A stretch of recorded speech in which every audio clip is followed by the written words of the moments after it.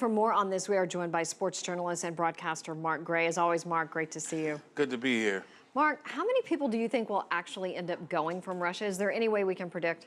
At present, it'll be 387 athletes, one of the larger contingents that we know of in any given Olympics. And that's excluding the track team and field athletes who are banned from the game. So it's going to be still a significant contingent. They're still going to represent and have a lot of opportunity to do great things.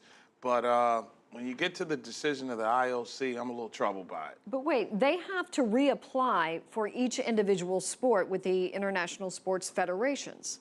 But a lot of that criteria has to do, you'll be immediately banned if you tested positive over the past, I believe, 12 months. If you've served a ongoing suspension right now, say as in the case of tennis player Maria Sharapova, she won't be allowed to compete. Those are some of the benchmarks, if you will, in a very convoluted way to make athletes eligible who may have been a part of the most elaborate doping scheme in the history of sports as we know it. So what's really going on here? Russian President Vladimir Putin says that this was all politically motivated, this decision by the IOC. But yet, two high-ranking Russian officials have been accused of being part of this. Well, look, with all due respect to President Putin, I mean, when you have the elaborate scheme that they use to hide samples, you take them, you freeze them for a year. There was some sort of, for lack of a better term, underground railroad, if you will, which got the non-tainted urine samples to where they were tested. I mean, you look at that whole scheme, there's nothing politically motivated about that. It's an egregious international cheating scandal which gave them a competitive imbalance that was proven by numerous studies. So I'm not quite sure it was politically motivated. There's a part of the Olympic motto or creed that the athletes take at the opening games. It's for glorious sport and honor of countries. And on those two provisions alone, I think the Russians dropped the bomb and are fortunate that they're having any representation in the games. How will they, the ones who go, be received with this black cloud hanging over their heads? I think they're fortunate that they're in a nation like Rio that's really looking for a way to distance itself from all the things that that ail them right now. So consequently, I think they won't be received as harshly as if the games were in North America. If we're talking about Canadian or American games, you'd see some real booing or whistling, as is the case internationally right now.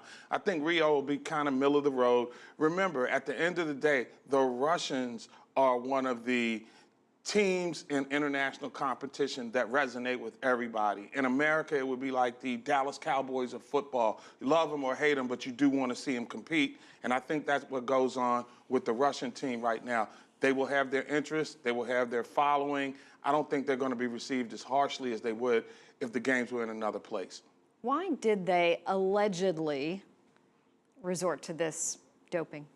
Well, my opinion would be it's part of Russia trying to get back on top as the elite international sports nation that it was before the fall of the Iron Curtain. And I think a lot of people who are in these international sports federations may have in fact felt as though they were victimized in the 70s and 80s when the Russians were dominating, and they were those whisperers about, you know, Eastern European teams getting performance enhancement help. And I think that this was an opportunity for sort of get back, if you will, to say, hey, look, we weren't able, because we didn't have the sophisticated enough technology to prove that you were cheating back then. We got you now. And I just think that when the policing of doping got to the next scientific level, they were caught a lot more, so they weren't able to get back on top. I think part of it had to do with the fact they really wanted to dominate in Sochi. That didn't work out as well. And part of what makes a nation feel good like Russia is dominating in sport. They couldn't do that. And my opinion is they were going to try to get back on top by any means necessary.